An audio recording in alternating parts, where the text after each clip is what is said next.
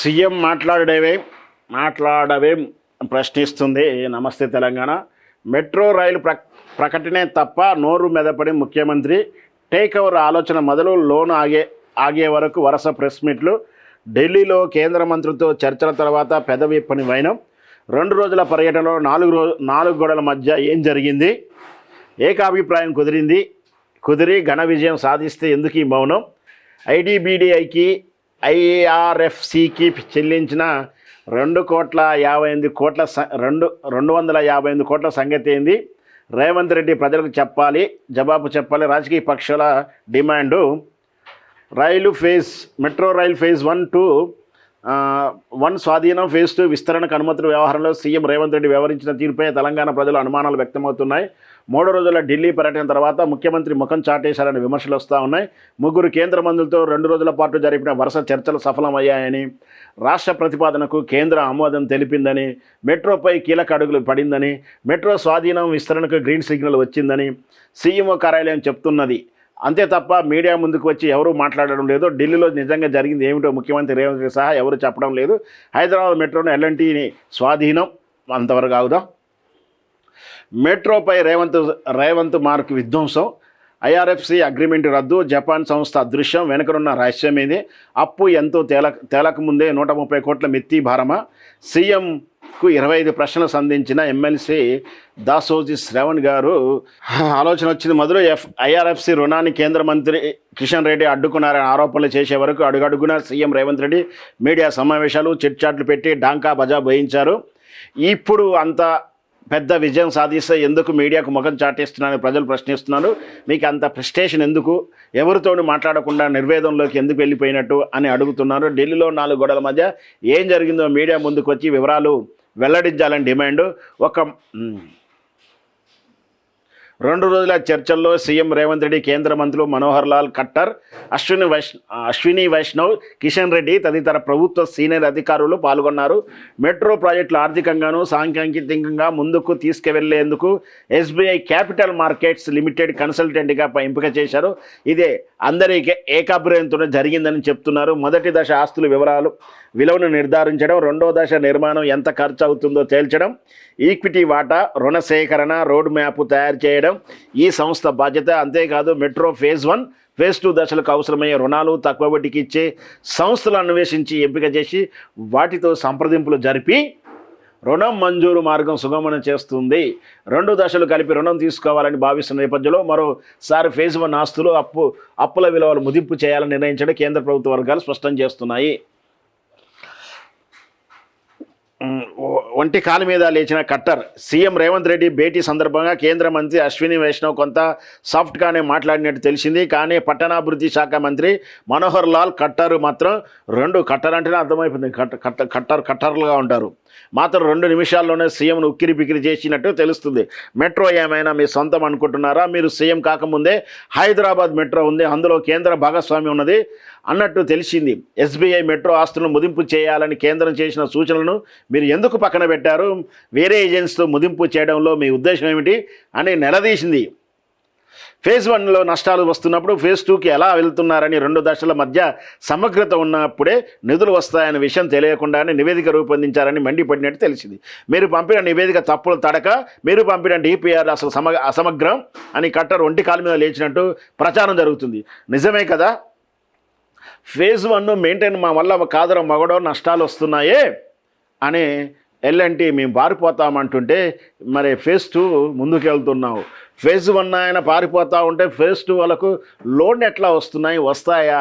అసలు ఏంటి ఈ సమన్వయం లేకపోయినటువంటి, ఈ క్రెడిబిలిటీ లేనటువంటి విధానం, అసమగ్రమైనటువంటి నివేదికలు ఎట్లా చేశారని వివేకమైనటువంటి ప్రశ్నని చాలా అద్భుతంగా అడిగారు ఖట్టర్ గారు. నిజమే కదా? నిజంగా అప్పుల్లో ఉన్నాయి, మరి దాన్ని ఆరోగ్యకర పరిస్థితుల్లోకి తీర్చిదిద్దేటువంటి రివిజన్, ఫేజ్ 1 రివిజన్ చేయాల్సిన, అంటే నమ్మకాన్ని కలిగించాల్సిన విధానం ఏది? మరి మీరు ఎక్కడో జపాన్ కంపెనీతో టైఅప్ అయినట్టు, జేఎల్ఎల్ కంపెనీ అనుకుంటా కదా, కన్సల్టెన్సీ ఏదో కన్సల్టెంట్ జపాన్ కంపెనీకి ఇచ్చారు. అక్కడ ఎందుకు ఇచ్చారు? ఖచ్చితంగా నేనైతే చెప్తా ఉన్నాను, ఈ ఎస్బీఐ అండ్ ఏ రాయదుర్గ భూముల వేలం విషయంలోనూ మరి ఈ మెట్రో విషయంలో ఖచ్చితంగా విదేశీ మారక ద్రవ్య చలామణి జరిగింది. ఈడీలు తప్పకుండా ఎంటర్ అవుతాయి. భవిష్యత్తులో నరేంద్ర మోడీ గారు రేవంత్ రెడ్డి గారు జుట్టి గట్టిగా పట్టేసుకొని ఇక సినిమా ఆడుతూ ఉంటాడు. బహుశా నేనైతే ఒక మాట చెప్తా ఉన్నాను, చాలామంది ఈడీలు రైడ్ అయిన తర్వాత సరెండర్ అయిన విధానం చూసాం. కానీ రేవంత్ రెడ్డి ఆ ఛాయిస్ ఏమి ఇవ్వడు. మీరు పెట్టుకోవాల్సిన అవసరం లేదు, మీరు ఎప్పుడు చెప్తే అప్పుడు మేము సరెండర్ అవుతామని చెప్పేసి మానసికంగా శారీరకంగా ప్రిపేర్ అయి ఉన్నాడు. ఈడీ రైడ్ దాకా వెళ్ళదాం అనుకుంటున్నాను. కానీ అనుకోని పరిస్థితుల్లో రివర్స్ అయ్యి మనం ఏం చెప్పలేం కదా రాజకీయాలు ఎలా మారుతాయో. అప్పుడు ఈడీ ఎంటర్ అవుతుంది. ఖచ్చితంగా ఈడీకి గేట్లు తెరిచి రెడీగా ఇచ్చాడు రేవంత్ రెడ్డి గారు.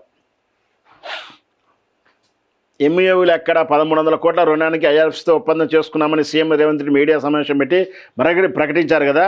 14 కోట్ల ఈక్విటీ షేరును ఎల్ఎన్టీ ఖాతాలో వేశామని, ఐడిబిఐ బ్యాంక్ క్యాపిటల్కు బ్రోకర్ ఫీజు కింద 174 కోట్లు ఇచ్చారని, ఐఆర్ఎఫ్సీ ప్రాసెసింగ్ 84 కోట్లు పంపినట్టు వెల్లడించారు. కానీ ఆయా సంస్థలో జరిగిన ఎంఓయూలు మాత్రం ఇప్పటికీ బహిర్గతం కాలేదు. ప్రజా రవాణాకు సంబంధించిన ఎంఓయూలను రాష్ట్ర ప్రభుత్వం గోప్యంగా ఉంచడంపై అనేక అనుమానాలు తలెత్తుతున్నాయి. చైనా హోటల్లో మంత్రి ఒప్పందం, ఐఆర్ఎఫ్సీ రుణ ఒప్పందం ఫేజ్ 1 స్వాధీన ప్రక్రియ ముగిసిన తర్వాత మెట్రో ఆస్తులను ఎలా పంచుకోవాలని కాంగ్రెస్ నేతలు ప్లాన్ చేసుకున్నట్టు తెలిసింది. రాష్ట్రానికి చెందిన ఒక సీనియర్ మంత్రి మెట్రో సంస్థ 7 స్టార్ హోటళ్లు పెట్టాలని అనుకున్నట్టుగా తెలిసింది. ఆయన దుబాయ్ వెళ్ళి ఒక అంతర్జాతీయ చైనా హోటల్స్ సంస్థ ఒప్పందం చేసుకున్నట్టు సమాచారం. నేను ముందే చెప్పాను కదా, ఖచ్చితంగా ఈ మెట్రో రవాణా విషయంలో కానీ ప్రజల విషయంలో కానీ రేవంత్ రెడ్డి గారికి ప్రత్యేకమైన అభిమానం, ప్రేమ ఇవేమి లేవు. కాకరకాయ ఇవన్నీ కూడా కాకరకాయ కబుర్లే. ఖైలాబడ్డ ఎలాంటినే ముందు కొనుగోలు చేస్తున్నారు, ఎవరైనా కొనుక్కుంటారా? రాష్ట్ర ప్రభుత్వం నష్టాలకు నెట్టివేయబడాలా? 400 కోట్లు అనుకుంటా సంవత్సరానికి నష్టం వాళ్ళది. రాష్ట్ర ప్రభుత్వం ఇప్పటికే జీతాలు లేవు.